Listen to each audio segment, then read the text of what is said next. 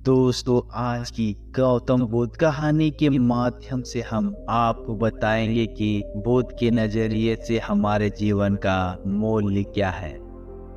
हम में से बहुत से लोग अपनी जिंदगी की कीमत नहीं समझते और ऐसी चीजों में अपनी जिंदगी बर्बाद कर देते हैं जिससे हमें ही नुकसान होता है। कुछ लोग शराब के पीछे, कुछ लोग लड़कियों के पीछे और कुछ पैसों के पीछे अपना पूरा जीवन बर्बाद कर देते हैं। आज की बुद्ध कथा के माध्यम से आपको पता चलेगा कि हमारा जीवन कितना अनमोल है और हमें अपना यह अनमोल जीवन कैसे जीना चाहिए। एक समय की बात है, गौतम बुद्ध अपने शिष्यों को जीवन से जुड़ी अच्छी और बुरी बातों का ज्ञान दे रहे थे।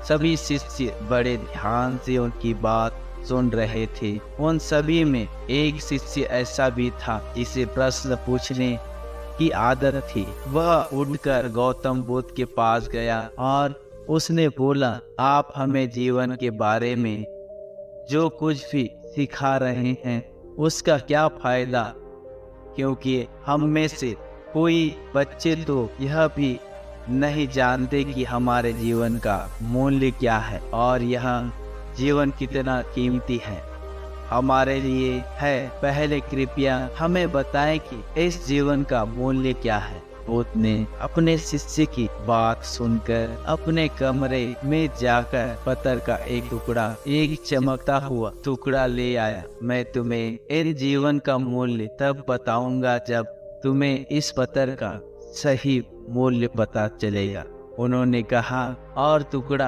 अपने शिष्य को दे लिया। आप भी इसी पत्थर के टुकड़े को किसी को नहीं बेचे। शिष्य गौतम बुद्ध की बात मानकर बाजार की ओर चले गए। उसने पहले बाजार में एक फल विक्रेता को देखा और उसे एक पत्थर दिखाकर पूछा, इस पत्थर के बदले तुम मुझे कितने फल दे सकते हो?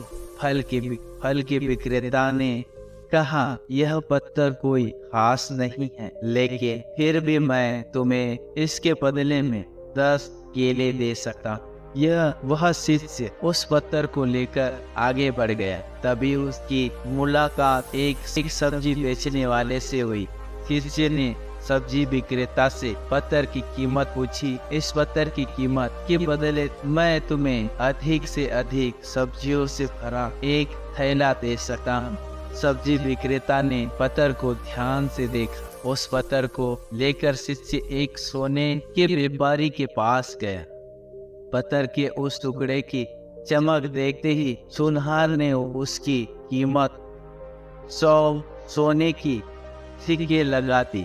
जब शिष्य ने टुकड़ा बेचने से इनकार कर दिया तो सुनार बदले में 200 सोने के सिक्के देने पर सहमत हो गया, लेकिन शिष्य ने वह पत्थर नहीं बेचा। इसके बाद शिष्य एक हीरे की व्यापारी के पास गया और पत्थर का टुकड़ा उसके सामने रख दिया। जैसे ही हीरे के व्यापारी ने उस पत्थर को देखा, उसने एक साफ कपड़ा बिछाया, उस पर पत्थर रखा, फिर उसकी परिक्रमा की और हाथ जोड़कर पत्थर लपेटते हुए कहा, तुम जिसे साधारण समझ रहे हो उसकी कीमत पूछ रहे हो।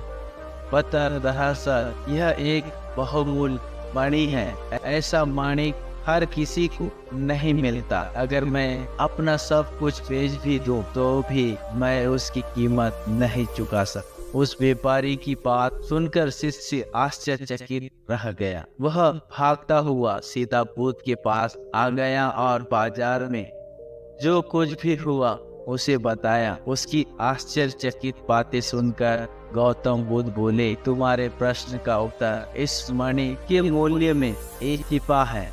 हमारा जीवन भी एक मणि की तरह अनमोल है, लेकिन हम इस बात को हमेशा नजरअंदाज कर देते और अपने जीवन का कीमती नहीं समझ पाते। हम दूसरों को देखकर और उनके जैसा जीने की कोशिश करके अपने जीवन का मूल्य कम कर देते हैं। हम सोचते हैं कि हमारे जीवन का मूल्य वही है जो दूसरे हमें बताते हैं, लेकिन हमेशा याद रखें कि दूसरा व्यक्ति आपको अपनी स्थिति, बौद्धिक और समझ के अनुसार महत्व देता है। जीवन केवल एक बार मिलता है, इसीलिए इसे बर्बाद मत करो। अपने जीवन को उतना ही मूल्यवान समझे जितना आप अपने बैंक में मौजूद पैसों को मानते हैं। आज के समय में लोग प्यार, पैसा और दिखावा जैसी चीजों को अपनी जान से भी ज्यादा कीमती मानते हैं।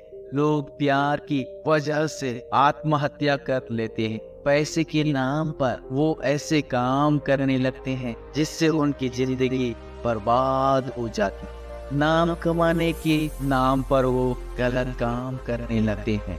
हमेशा याद रखें कि दिखावा करना जरूरी नहीं होता है।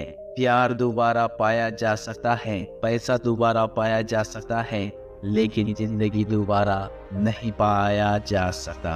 इसीलिए अपना अनमोल जीवन अच्छे से जिए, हर सेकंड का आनंद ले। कभी यह मत सोचो कि तुम इस दुनिया में किसी काम के नहीं हो। यह कभी मत सोचो कि तुम्हारा जीवन निरस्त है। तुम्हारे होने या ना होने से कोई फर्क नहीं पड़ता। जब भी आपके मन में ऐसे नकारात्मक विचार आते हैं तो बस खुद को याद दिलाए कि जीवन एक रत्न है और यह अनमोल है। आपको यह कहानी कैसी लगी? अगर अच्छी लगी हो तो अपने दोस्तों के पास जरूर शेयर करें। मिलते हैं एक रोचक नई कहानी के साथ अगली वीडियो में। तब तक के लिए खुश रहें, मस्त रहें, दूसरों को भी खुश रखें। आपका बहुमूल्य समय देने के लिए बहुत बहुत धन्यवाद।